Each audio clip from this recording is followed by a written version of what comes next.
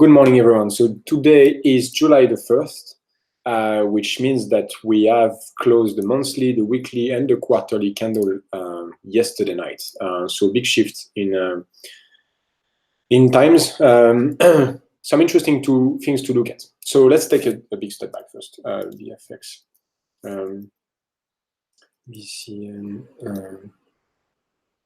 So it's just 1 second. I wanted to show you a very long-term BLX here, a long-term chart to take a step back to where we are in the trend. Okay, so this is the Brave New Coin Liquid Index for Bitcoin, which goes back all the way from 2011. Okay, so this is the monthly candle. We can even take another big step back to really, once in a while, it's good to zoom out. Okay, so we can see that we had a 6 months candle back in 2012 that was just touching this the top of these two down, the start of this down candle. Then we had the same in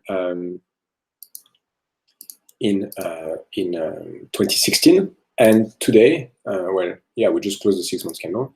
So last night we can see that the last 6 months candle had also just touched that. So really we are at the start of something big. Okay, that's basically long-term picture. That's where we are. I expect the next 6 months to follow what happened here or what happened there. Okay, actually we can also look at that historically and compare.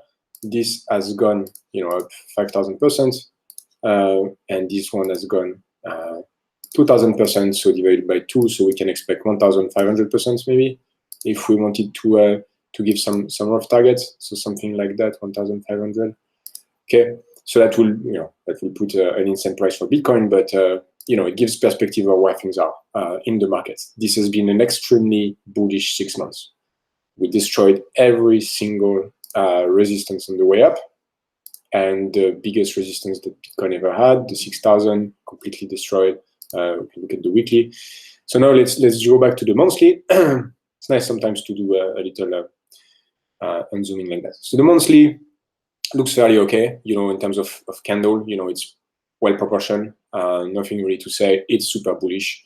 We haven't had a little pullback before, little wick down, so that's healthy as well compared to this one that was just so bullish. And the weekly though is looking fairly bearish. So this is a pin bar. Right now it's clearly a ugly candle and bearish. But it's only validated if this wick is going to close below that. Okay, until then, there is nothing to worry about. What we can notice is that we took the liquidity above this high at 12K. We went all the way to 14 nearly, and now price has retracted. But if we look at the daily chart, actually let's remove all that. If we look at the daily chart, you can see that things have been extremely bullish. Usually in uptrends, so when Bitcoin is in a very bull trend, it's often the case that we have 30 to 40% pullbacks. Right now, we had only one pullback of 26, and we are having this one right now of about 25. Okay, what we can expect if we wanted to look for entries, maybe I draw that somewhere else. So this is useless now. We can remove that as well. This, I don't know what is it. So if we wanted to look for support, I think the strongest support right there is at 8,900, which I think is pretty far, and I don't see it really happening. Before that, if we go on the 4-hour. We can see, it's this one. So it's the 9,400. That's really the strongest support that we see.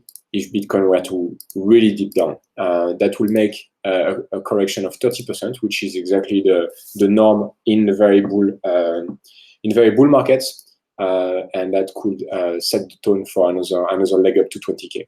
Okay, so that's currently what I see when I look at this daily or 4-hour charts.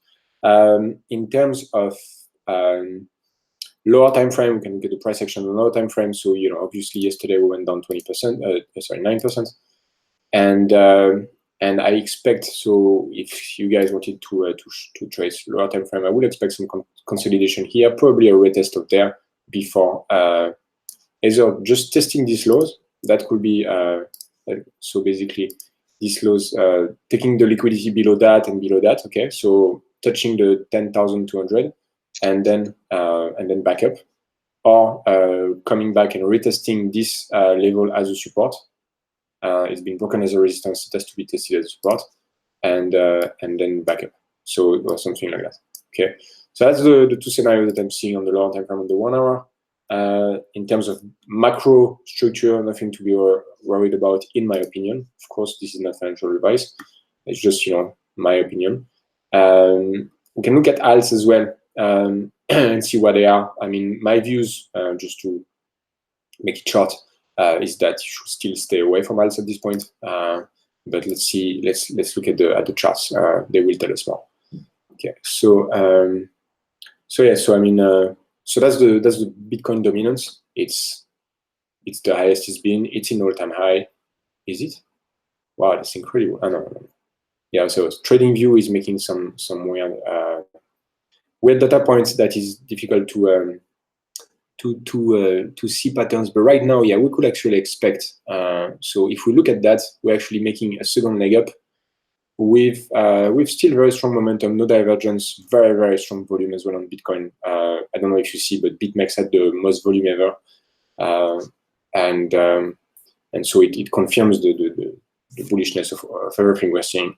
If we look then at maybe ALS BTC to get a clearer picture on ALS, yeah, I mean, it's still I don't know why TradingView is making me gaps like that in this type of weeks. Maybe if I go on the 3-day time frame, yeah, it's still there. But it's not looking so pretty. We have, you know, a little divergence. So that this is top 120 ALS versus BTC. They are in a downtrend. They've been in the downtrend for a while. The low caps as well. Low caps, yeah, downtrend. They had support though, which is positive. As in, you know, hopefully they hold this support and bounce off of it. But so far, it's not looking that pretty. If we zoom into like the special large caps directly, let's look at ETH, for instance. So ETH is at support. It's been testing this level now 4 times, which is, you know, anything above 3 is getting dangerous, and here it's getting dangerous for ETH, because if we break that, the next support is basically that's ETH BTC now. So the next support will be around this level, which is, you know, a gap of 40-50%. It's still a strong support. It's been holding. Hopefully Bitcoin is not going to push too hard and kill the alts. So the alts still can go up in USD terms, but in BTC terms, you will lose BTC basically by holding ETH if ETH were to break this support right there. We can look at another large cap, which is Ripple. Let's look at the Poloniex chart that has more history. Well, okay, let's hide it for a second. Actually, let's remove all that. Yeah, I mean, downtrend, nothing really to say. There is bullish divergence, but you know, when the downtrend is strong, they can be invalidated. Really, the next, it's somewhat at support though. This is a support that's been holding since this time. Hopefully, we get a bounce, but I will not expect any reversal right now. Like, if you wanted to get into alts, so if we wanted to get into alts short term, expecting a bounce, this is a good place, okay? Because so if, as we saw, it's at support, so you could expect a bounce, and you have a very good risk-adjusted entry to get into alts right now. If it breaks that, you better get out. Same for Ripple basically. And I'm just looking at large caps here, but if you look at Ripple, is the same. You know, we had support, so it's a good risk-adjusted entry because, you know, you could expect a bounce, maybe, you know, 50%, you know, how Ripple does, and then, you know, depending on how it goes, you will exit over there. If though we were to break this support, then, you know, you just lose, well, you know, 10-15%, and you get out, because then the next strong support that Ripple has is much lower. You know, we're talking about here, which is 60% lower. So that kind of gives a picture of most alts. given the money flow usually from the large caps to the mids and then to the smalls. Yeah, so that's really what we can say today. Let's look at BNB as well. That's a very, very strong coin historically versus BTC. It's currently at support as well. So they're all at the floor basically. All the alts are at the floor versus BTC. Okay. So here, you know, we saw that it does touch that. It bounced though. It bounced 15%, which is okay. But unless it were to come back here and break this level, there's nothing much to look at for Binance Coin. What I could expect by looking just at the chart like that is that we are about to go for a little range. Like I think we're gonna ping pong between these two for a little bit. Yeah, that's really it. I hope that was helpful. Let us know if you have any question, any feedback or coins that you would want us to cover in our Telegram channel or email, and we'll be happy to take a look. Don't forget that this is not financial advice, and thank you for watching.